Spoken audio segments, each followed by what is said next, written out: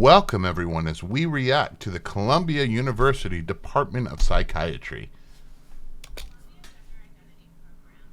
The Columbia Gender Identity Program provides evidence-based clinical care to children, adolescents, and adults who identify as transgender, gender non-binary, or gender non-conforming.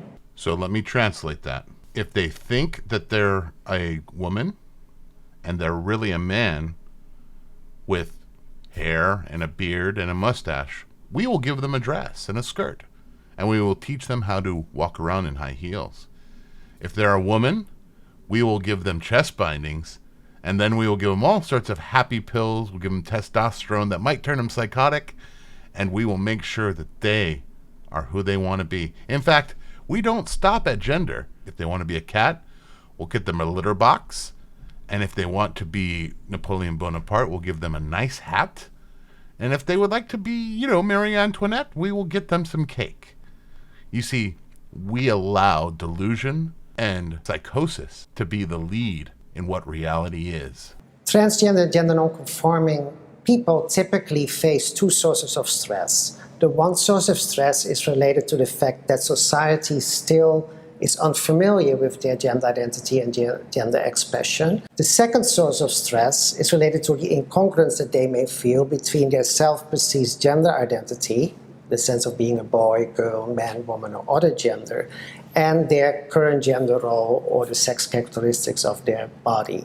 And so our program is equipped to help young people and their families with both sources of stress. So let me translate that.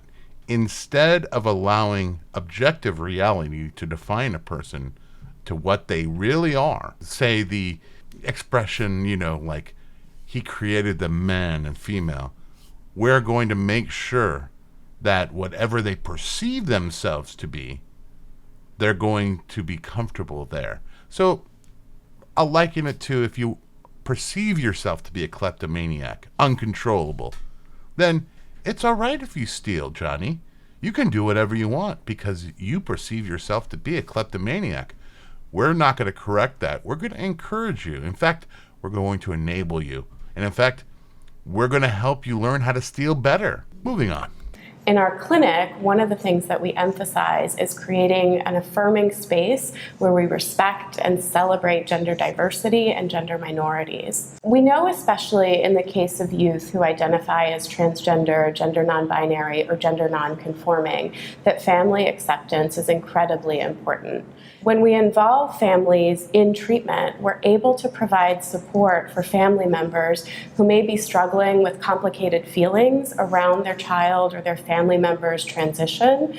And by providing support to help through that process, we're then able to help them refocus on strengthening and building that relationship with the child or family member who's in front of them. So let me translate that psychobabble. If you don't support your child or your father or friend decides that they want to be something else and you don't support them and affirm them, we are going to make sure you are shamed until you capitulate and accept them for who they are. And by the way, if you're a parent and your child decides to change his gender and you don't want that to happen, guess what? We're going to take away your child because it's in the child's interest to be raised by us, because we are more objective and we are more interested in allowing the child to decide what it wants from life. And you're forcing the child. In fact, you think your child is your property. Let's continue.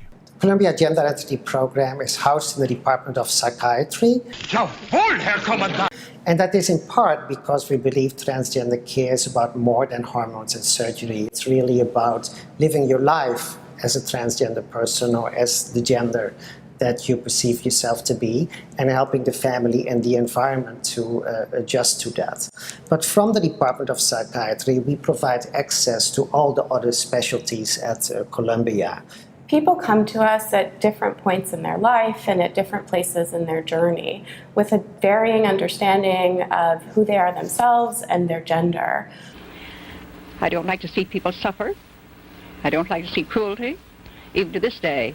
And in nursing, you see a great deal of cruelty and unnecessary suffering. Our main goal at the Columbia Gender Identity Program is to meet each person wherever they are on that path and to help as they become the unique individual that they've always known themselves to be.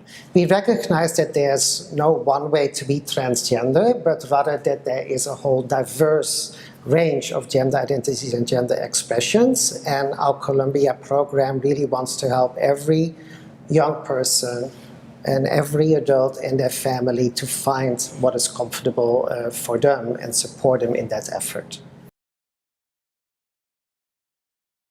With these two doctors, it reminds me of what Job said to his friends who were trying to help him by convincing him that he did not know that he hadn't sinned from God, but told him to confess, told him to repent. But what did he say? Job 13, verse 4, "But you forgers of lies, you are all worthless physicians.